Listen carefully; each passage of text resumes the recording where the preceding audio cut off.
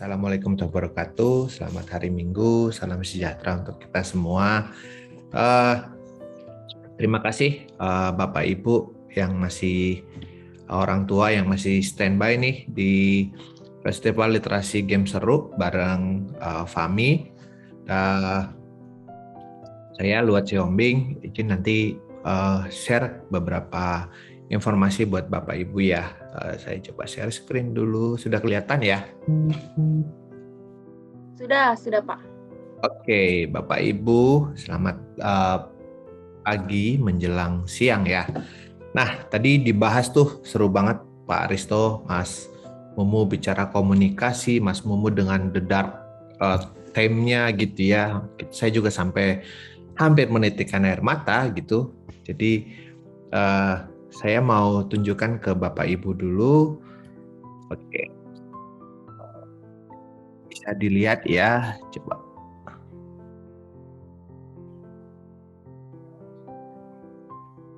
Suaranya Ya, oke. Sedikit lagi. Suaranya tidak terdengar, Pak. Oh, sorry.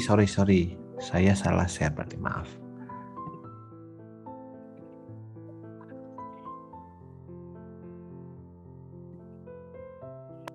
He does a hotel. What does your mom do all day? Sleep.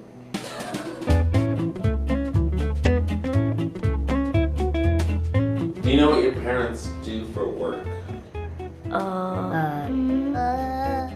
I'm not sure. I don't know. I don't know. I have no idea. Really? Oke. Ditanya tadi gitu, apa yang orang tuamu kerjakan atau pekerjaan orang tuamu apa sih? Gitu. What are your parents? Kita orang tua pernah nggak sih cerita tentang kerjaan kita kepada anak-anak, terutama yang bekerja ya, kecuali ibu rumah tangga. Terus anak-anak berhasil ngerti nggak? Kira-kira orang tua ada nggak yang pernah ceritain ke anaknya tentang apa sih, atau anak-anak kerja, bapak itu ngapain sih, mama itu ngapain sih gitu.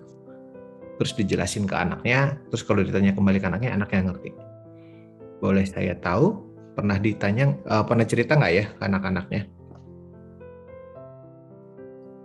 Boleh nih ayah bunda dijawab melalui kolom chat ya? Iya, boleh di kolom chat. Boleh juga. Oh, pernah. Kamu pernah? Pernah, mereka mengerti. Wah, banyak nih. Ada ngerti ya? Oke, bagus kalau ngerti gitu ya, karena itu mungkin salah satu hal yang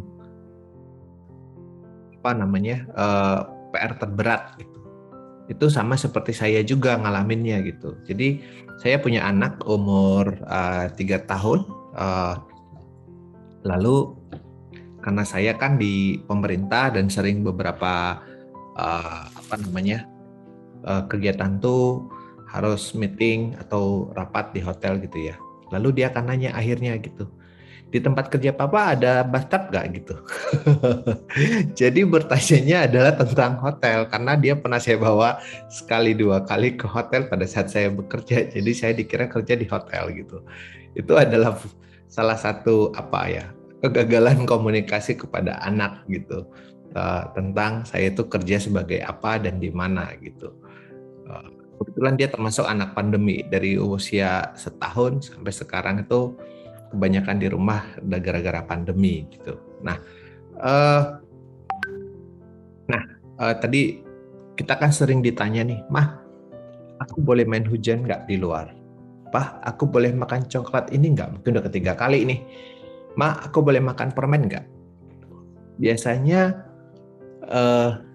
kita itu biasanya ngejawab seperti apa sih gitu. Nah, itu kan jadi pertanyaan yang pasti paling sering ditanyakan sehari-hari oleh anak-anak gitu. Boleh main hujan nggak di luar gitu? Nggak boleh gitu. Nah, lalu ketika anak tanya, Ma, aku boleh main game nggak? Gitu. Biasanya kita jawab apa ya? Bapak Ibu kalau ditanya, Ma, aku boleh main game nggak? Bisa jawabnya apa? Boleh di kolom chat. Terus aja gitu ya Mas Mumu ya. Boleh, tapi mama ikut. Wah, hebat. Oke. Nah, oke, tugasnya udah selesai belum? Oh, itu ini banget ya, itu standar buat anak sekolah ya, Mbak Indah ya. Oke. Nah, lalu ada nggak yang pernah jawab gini? Kamu nggak boleh main karena mama bilang nggak boleh gitu. Pokoknya nggak boleh aja gitu. Kalau udah keluar kata pokoknya itu biasanya senjata ampuh yang sering digunakan kita orang tua.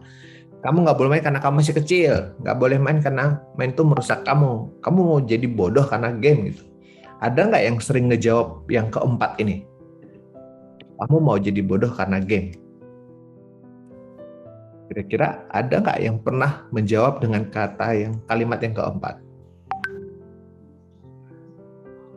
Oke, nggak pernah. Oke, reasoningnya boleh kalau sudah belajar dan sudah kerjakan tugas. Berapa kali? Oke, jangan lama-lama. Oke, nice. Berarti rata-rata sudah ini ya, sudah punya jawaban yang cukup relevan, yang mungkin bisa punya kasih alasan ya. Itu kita bangga juga nih, orang-orang tua di FAMI yang gabung di FAMI ini sudah mulai punya dari rangkaian webinar juga punya perhatian, punya kemampuan komunikasi yang bertambah nih. Lalu biasanya sebenarnya orang tua ketika menjawab dengan emosional, sebenarnya pertanyaannya adalah mereka sebenarnya menaruh respect gak sih kepada anak gitu loh. Apakah kita orang tua menghargai mereka sebagai apa gitu? Apakah hanya karena sebagai mereka karena anak kecil? Nah, apa kalau kita nanya itu kepada orang dewasa, kita kan jawab seperti itu nggak boleh ya, nggak boleh aja gitu. Kebayang kan kalau kita di kantor, di tempat kerja atau dengan rekan-rekan gitu ya, saya boleh pinjem atau kamu boleh bantu saya nggak mengerjakan ini? Nggak mau? Ya nggak mau aja gitu. Itu kan nyebelin ya, apalagi anak-anak kalau dengar begitu, sama aja sih sebenarnya gitu. Nah itu menjadi alat komunikasi. Tadi disinggung dari Kak Mumu sampai Mas Aristo, udah singgung tuh masalah komunikasi tadi gimana yang benar dan baik gitu. Nah, lalu masuk kepada lebih spesifik lagi, Ma, aku boleh main game yang ini enggak? Gitu. Dia nunjukin satu game nih. Lalu apa sih yang harus kita lakukan ketika anak bertanya seperti itu gitu? Aku boleh main game yang ini enggak? Gitu. Nah, tugas kita sebagai orang tua, peran kita yang lebih memahami gitu ya, seperti apa sih gitu. Nah, lalu bagaimana kita jelaskan game yang boleh dan tidak kepada anak gitu? Kan ini boleh, ini enggak. Tapi nggak mungkin dong kita, ya ini nggak boleh aja pokoknya gitu. Atau ini boleh ya udah main aja gitu. Nah, kan tadi ada beberapa orang tua jawab sudah dengan ada beberapa rules kalau sudah belajar. Tapi apakah cukup dengan hal seperti itu gitu? Udah kamu main, yang penting udah belajar kan, udah ngerjain tugas kan gitu. Ya udah nih dikasih kayak tadi gitu di presentasinya Mas Mumu gitu. Itu boleh nggak dengan gitu aja gitu? Cukup nggak sih gitu dengan seperti itu saja gitu? Nah, saya punya beberapa saran gitu. Lalu kita harus kenali pemahaman anak tentang dunia virtual terlebih dahulu, terutama anak-anak di bawah 13 tahun ini gitu. Mereka tahu nggak sih dunia virtual itu seperti apa gitu? Nah, kita tanyakan anak-anak kita, apakah apa yang dalam permainan itu sesuatu yang real nggak menurut mereka? Mereka paham nggak? Figurnya, bentuknya, itu ada nggak sih? Sebenarnya itu real nggak sih? Itu dibuat dari apa? Kenapa ada aksi seperti itu? Apakah itu orang beneran yang memerankan gitu? Itu harus dijelaskan kepada anak. Lalu tembakan yang kayak apa? Yang ada adu pukul di situ, itu kenapa ada gitu? Itu kita jelasin gitu. Bahwa kalau figurnya itu dibuat dari animasi, kita cari video bagaimana membuat animasi, kenapa jadi sebuah animasi. Nah, itu penting sekali kita explore, kita cari videonya. Kalau kita tidak bisa menjelaskan, kita kasih tahu ini loh namanya animasi, kenapa bisa jadi ada seperti itu. Gitu. Bahwa itu bukan dunia real, itu adalah dunia yang dibuat, diceritakan gitu. Lalu ada tembakan itu maksudnya akan seperti apa? Apakah itu untuk dendam atau tidak, seperti itu. Lalu bagaimana dengan lawan mainnya ketika itu multiplayer dan lain-lain? Siapa mereka? Siapa di balik itu? Gitu. Nah, itu harus kita jelasin. Oh, di balik itu orang lain, orang yang tidak kita kenal. Apa yang harus kita perhatikan? Hati-hati berbicaranya, hati-hati ketika ajak yang bertemu, ajak apa, kan kita harus kasih warning kepada anak-anak gitu. Jadi dunia virtual itu harus dijelasin dulu nih kepada anak-anak, karena dunia game adalah dunia virtual gitu, dunia yang mereka bayangkan, imajinasikan ke dalam pikiran mereka gitu. Nah, bagaimana dengan manajemen waktu ketika kita bicara tadi ada orang tua bicara udah boleh kalau sudah mengerjakan tugas, boleh kalau sudah apa gitu. Nah, bicara seperti itu maka kita mengajarkan anak tentang manajemen waktu. Kita harus menanyakan anak apa yang mereka lakukan sepanjang hari gitu. Nah, lalu bagaimana kalau kita ketemu seorang anak yang main game terus-terusan gitu? Kan ada kasus-kasus tadi ketika masa kecilnya Mas Mumun seperti itu gitu. Gimana kalau anak tuh main game terus-terusan gitu? Nah, kita bisa bercerita ketika orang tua menanyakan ke anak menanyakan ke orang tua, "Ma lagi apa?" gitu. "Kerja, Nak." Itu kan ini ya, anak suka nanya ya mungkin kalau pas kita lagi sibuk-sibuknya baik di rumah ataupun via telepon gitu lagi di kantor gitu.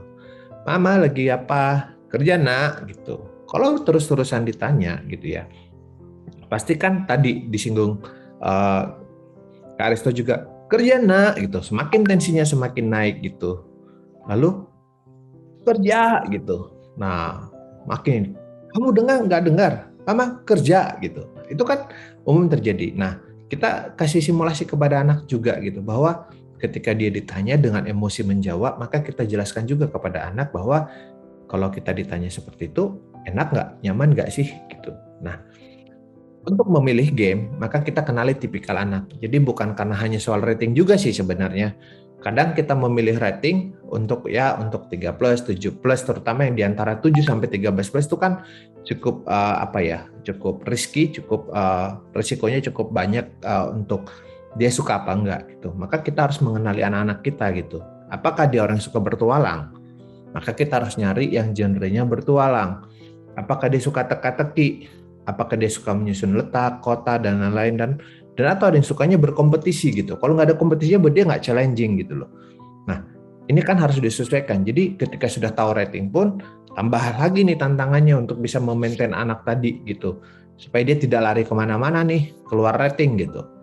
Nah, kita kan mengenal anak dari mulai anak yang mulai banyak geraknya, mulai suka berinteraksi. Nah, ada anak yang sukanya superhero, berimajinasi, lain-lain seperti itu. Ada anak yang senangnya memecahkan misteri. Kita harus cari yang genre-genre seperti itu. Maka kita perlu melihat deskripsi sebuah game gitu. Ada yang main sendiri dan berimajinasi, ada yang suka main berkumpul, atau mungkin dia suka multiplayer akhirnya kan gitu. Berarti kan kita milih sekali dari ketika sudah bicara rating, maka bicara genre gamenya akan seperti apa buat mereka gitu. Nah, kita komunikasikan itu. Nak, kamu sukanya ngapain sih? Kamu sukanya mau ngapain sih gitu? Yang kamu cari itu apa gitu? Setelah menemukan yang tepat, kita lihat gameplaynya, kita baca deskripsinya, lalu ketika kita menemukan sesuatu itu seperti menggambarkan ketika bicara ingredient pada sebuah makanan gitu. Kita kasih tahu di dalam game tuh ada pukul-pukulan. Pukul-pukulannya cukup intens gitu.